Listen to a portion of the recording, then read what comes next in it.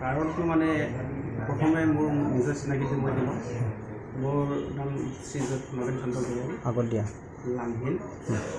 তাৰপিছত মই আপোনালোকক সহায় বিচৰাটো হ'ল কি মোৰ ল'ৰাৰ নামত চাকৰি বাবদ মই এজনী মানুহ শ্ৰীমতী মুন এংটিপিক চাকৰি বাবদ পইচা দিছিলোঁ 2020 দিছিলোঁ ছেপ্টেম্বৰত আজিলৈ এইটো কাম ছাকচেছ হোৱা নাই সেইটো কাৰণে মই আপোনালোকৰ পৰা সহায় বিচাৰিছোঁ কিয়নো আজিলৈ 3 বছৰ হৈ গ'ল একো ছাকচেছ হোৱা নাই হ'ব বুলি কৈ থাকে তাৰপিছতে যিদিনাখন পইচা লৈছিলে এই পইচা লোৱাৰ সময়ত তাই কৈছিল 3 মাহতে মানে এপইণ্টমেণ্ট পাব কিন্তু 3 মাহৰ পিছত তেখেতে ক'লে ড্ৰেছটো চিলাই লওক এপইণ্টমেণ্টটো হৈ আছে মোৰ লগতে আছে ড্ৰেছো আছে মোৰ লগত তেনেকৈ কৈছিল আজিলৈ হোৱা নাই ডেট দি থাকে কালি হ'ব পৰহি হ'ব তেনেকৈ গৈ আজিলৈ 3 বছৰ হৈ গ'ল হোৱা নাই আপোনালোকে কিমান টকা ল'ৰাৰ নম্বৰ ফৰেষ্টাৰ 1ত দিছিলে 7 লাখ টকা তাৰপিছত আকৌ 7 লাখ হোৱাৰ পিছত কাউন্সিলৰ আৰু টেবুল মুভ কৰিব লাগে বুলি কোৱা কাৰণে আৰু 50,000 টকা লোৱা হৈছিল 7,50,000 কি ডিপাৰ্টমেণ্ট ফৰেষ্ট ডিপাৰ্টমেণ্টৰ কাৰণে পইচা লোৱা সময়ত এনেকৈ কয় নেকি পইচা লোৱা সময়ত তেখেতে কৈছে কাউন্সিলৰ মোৰ হাত আছে ষ্ট্ৰং মানে বেকিং আছে সেই সিহঁতক দিব লাগে তেনেকৈ কৈ পেলাই লৈছে কোনে কৈছে মুন এংটিপিয়ে ক'লে হাজবেণ্ড অৰ্জুন তেৰণ গাঁৱটো চাটমাইলিটো ৰংটিয়াং আছিলে তাৰপিছত আকৌ ৰংনিয়াঙতো ঘৰ আছে তাই পইচা দিয়া সময় নিজে লয় নিজে পইচা দিয়া সময় মানে পইচাটো তাই নিজে লৈছে তাৰপিছত কাক দিয়ে মোক লৈ নাযায় পইচা দিয়া সময়ত তাই নিজে অকলে গৈ পেলাই দিয়ে দিছে বুলি কয় আপোনালোকে যে পইচা দিলে পইচাটো কেছ হিচাপত লৈছে পইচা কেছ হিচাপত দিছোঁ মই তাই নিজে লৈছে আৰু দিয়া সময়তো লগতো মানুহ আছে আৰু কিবা এগ্ৰিমেণ্ট লিখা কিবা আছে নেকি ৰিচিভ কৰাটো এনে মানি ৰিচিভ বুলি লিখা আছে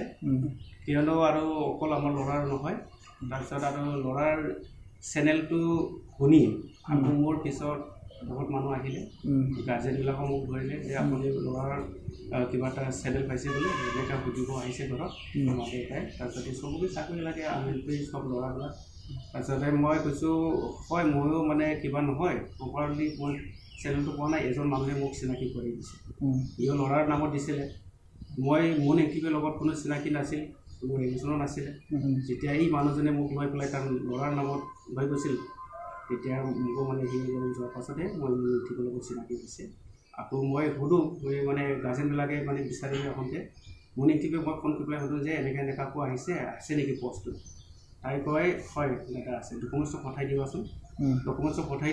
দিয়াৰ পিছত সি মানে পইচাটো ল'বলৈ দিয়ে ঠিক তেনেকৈ গৈ 20জন মানে কেণ্ডিডেট হৈ গৈছে তাই 20জন মানুহ কেণ্ডিডেটটো মোৰ হাতত দিছে মই মুন এংটিপিক দিলোঁ তাৰপিছত সিহঁতকো ক'লে যে 3 মাহৰ পিছতে হ'ব চাকৰি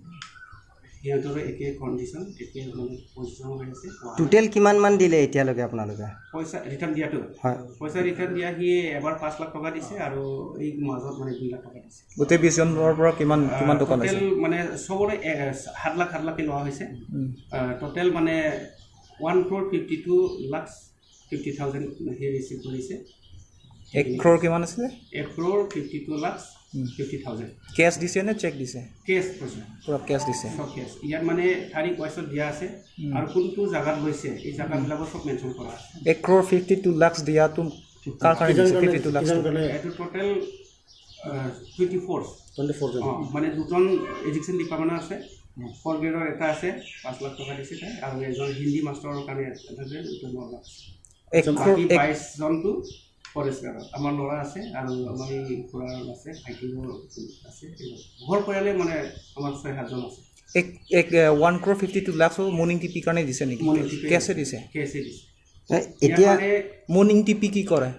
মুন এংটিপিটো মানে হ'ব বুলি কৈ থাকে ডেট দি থাকে হ'ব মুন এংটিপি ডিপাৰ্টমেণ্ট মানুহ নেকি ডিপাৰ্টমেণ্ট মানুহ মানে সেই ফৰেষ্টৰ চাকৰি কৰে বুলি কৈ গৈছে কিন্তু মই আজিলি মানে ডিটেইলছ নহয় তাই চাকৰি কৰে না কি কৰে নাজানো এতিয়া মই আকৌ খবৰ লৈ পেলাই জানিছোঁ যে সি নিজৰ নামৰো কণ্টেক্ট কৰিব মই কৈছোঁ যে চাকৰিয়াল মানুহ কেনেকৈ কণ্টেক্ট পায় বুলি কওঁতে লগতে নাই চাকৰি নাই এনেকুৱা বুলি শুনিছোঁ মানে কাউন্সিলৰ বিজেপি চৰকাৰৰ ডাঙৰ মানুহৰ লগত উঠা বহা আছে বুলি হেৰি কৰে নেকি হয় এইটো মানে মোৰ যেনেবা চিফ মিনিষ্টাৰৰ লগতো কয় চিএম লগতো আছে তেনেকৈ মানে ভাল ৰিলেশ্যন আছে বুলি কয় কাৰ লগত আছে বুলি কয় চিফ মিনিষ্টাৰৰ লগতো আছে বুলি কয় আকৌ চিএম লগতো আছে বুলি কয় চিএম টো কাৰ চিএম আমাৰ এইটো কাৰ্বি আংলঙৰ চিএম নামটো তুলিৰাম ৰহন ছাৰ MLA লগতো MLAটো তেনেকৈ হৈছে আমাৰ যিটো কেণ্ডিডেট লাগে মোৰ ওপৰত যিটো এডুকেশ্যন দিয়া হৈছিলে আমাৰ সংগঠনত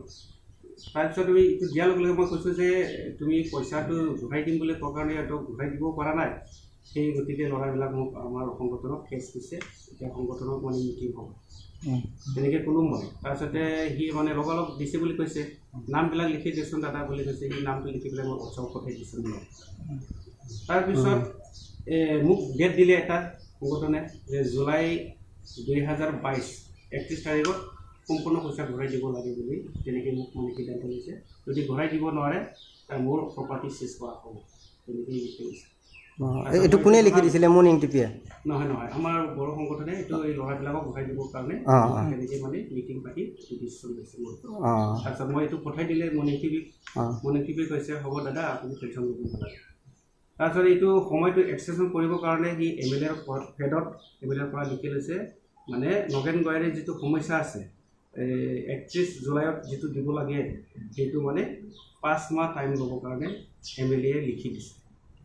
MLA ফেডতে MLA লিখি দিলে ডিউটো মানে কাউন্সিল ভালকৈ বহা নাই বুলি তেনেকৈ এটা ফেডত লিখি দিছে এইটো কাৰ ফেডত লিখি দিছে এইটো আমাৰ কছাৰী সমাজৰ সভাপতি আৰু ছেক্ৰেটাৰী মানে MLA নামত লিখি দিছে MLA নিজে ৰাইটিং দিলে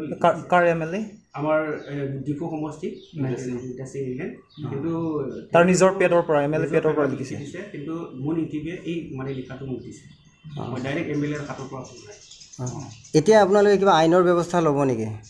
আইনৰ ব্যৱস্থা মানে আমি এতিয়া কাটছা আমাৰ সংগঠন আছে এই কাটছা সংগঠনৰ আমি এটা মানে হেল্প বিচাৰিছোঁ এটা এপ্লিকেশ্যন দিছোঁ যে আমি যিটো টকা দিছে সেইটো ঘূৰাই পাবৰ কাৰণে তেওঁলোকৰ পৰা আমি সহায় বিচাৰিছোঁ